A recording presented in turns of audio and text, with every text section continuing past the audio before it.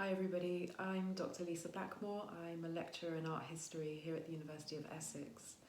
I'm joining with my colleagues to tell you a little bit about an artwork that I have here in my home. The piece that I want to tell you about today is the one that's sitting behind me, this landscape painting here. It was made by the Colombian artist Alberto Baraya in May 2019. Alberto is an artist that we're very close to here at Essex. His work is represented in the Essex collection of art from Latin America. We have one piece by him already, which was proposed some years back by some postgraduate students. We follow Alberto's work, we continue to collaborate with him, and last year he spent a very short residency here, some 10 days, in Essex, painting at Flatford Mill on the border with Suffolk. So I want to give you a closer look at the painting that we're talking about. You will see that it is an oil painting. In the back you've got a kind of ramshackle cottage sitting at the edge of this very tranquil pond. We get hints of a blue sky and a kind of sense of fluffy clouds, and the whole scene is surrounded by this very verdant landscape with hints of of meadows beyond. And in the foreground we've got these tufty grasses that are flanking this body of water with this path. And then right in the middle of the scene you can see a volume coming out of the water. And if I just go in a little bit so that you can see the detail, you will notice that this is not the sort of animal you would find in Essex or Suffolk. It is a hippo. So let's talk a little bit more about what a hippo is doing in the middle of a lake in Essex. So among friends and colleagues, this artwork has been affectionately named the Hippowain, and there is a reason for that. You'll have already noticed, I'm sure, the resemblance with John Constable's super famous painting, the Hippowain from 1821. You might wonder what a Colombian contemporary artist is doing, wanting to remake John Constable's Hippowain with a hippo sitting in the middle of it. This is part of an ongoing project that Alberto's been working on since 2008 called Comparative Studies in Landscape. And it all began when he took a trip to the Hacienda Nápoles, which is a farm that belonged to the Colombian drug lord Pablo Escobar. Alberto went there in 2008 with the intention of making landscape paintings in the kind of romantic genre of this estate, which had been owned by this extremely powerful drug lord who had been killed in 1993 by the Colombian state. So broadly speaking, in this project, Comparative Studies in Landscape, what Alberto's looking at are links between landscapes and different forms of socioeconomic power.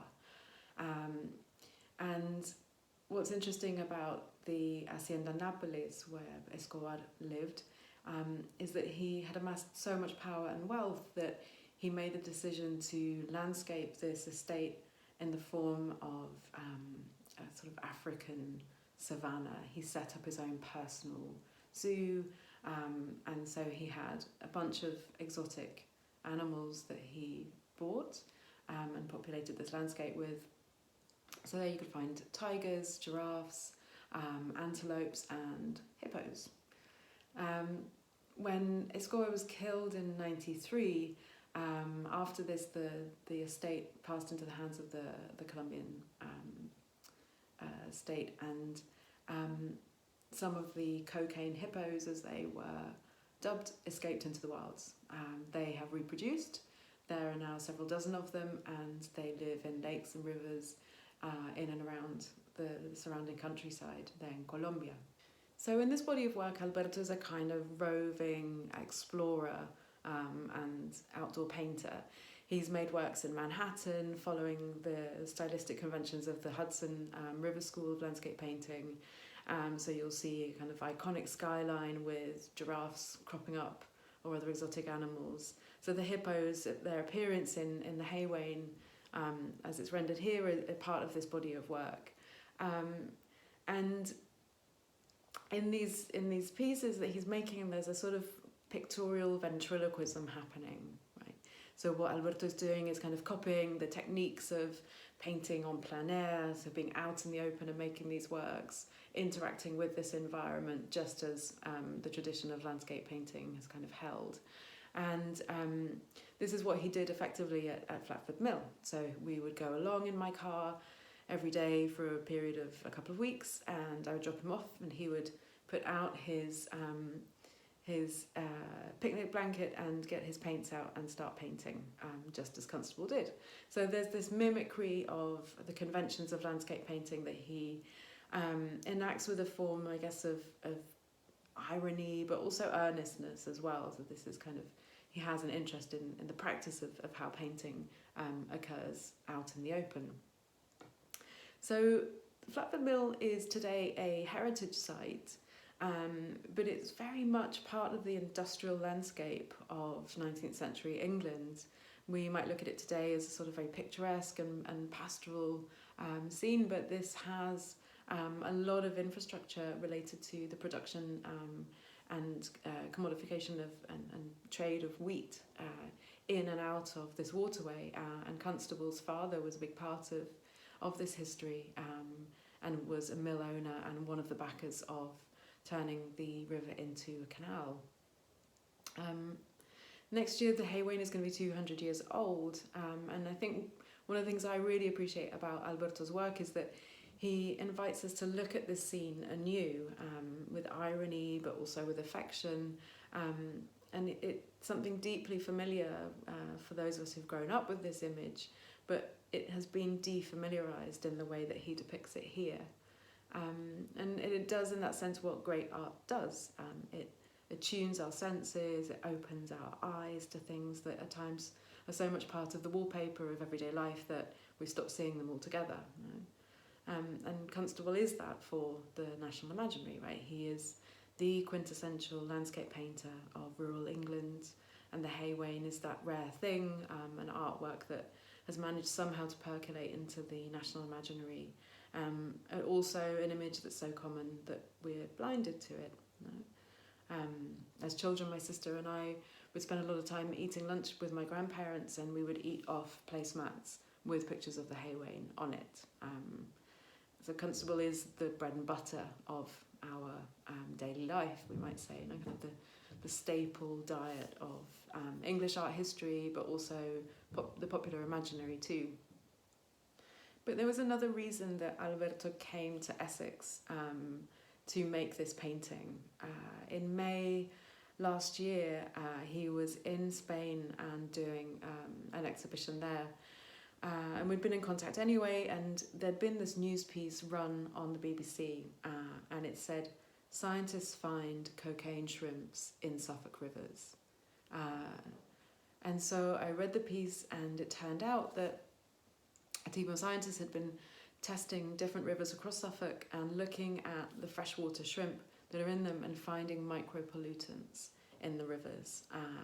And so one of the traces of this invisible pollution that they'd found was that these critters in these idyllic riverscapes were actually, you know, high on coke.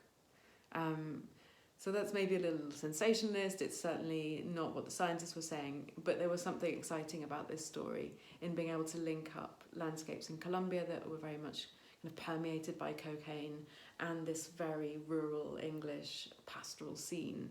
So the news spoke to the way that illicit drugs connect distant ecologies as well, and bodies. You know, this is a plant that's grown out of the Colombian hinterlands and been processed there, moved through cities where there's urban gang violence, found its way onto planes or boats and kind of crossed the Atlantic into Europe, and then seeped into circuits of drug trade here in the UK, into people's bodies, and then metabolized out into the landscape again and into these shrimps. So we both found it really exciting the way in which this landscape had this deep connection to Colombia.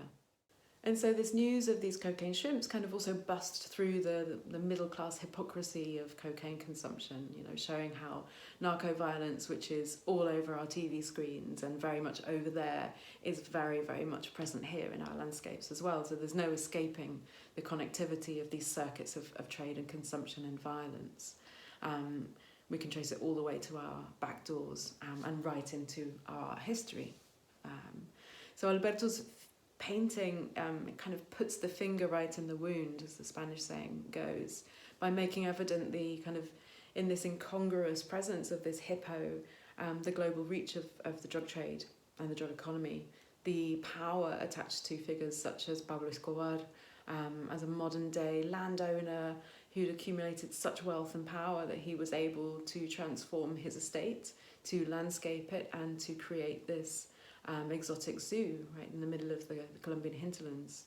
And, you know, through these cocaine shrimps and the cocaine hippos, we're reminded of these metabolisms that constantly reshape the landscape through the way in which we connect our economies and our ecologies and our bodies and our aesthetics. So that is something that makes it a really exciting piece of artwork for me. It's a piece that's unfinished. It's a study, very much done in the style of outdoor traditions of painting. And now it sits on my sideboard and I look at it every day. So cheers, Alberto, and here's to many more collaborations. Thanks for listening.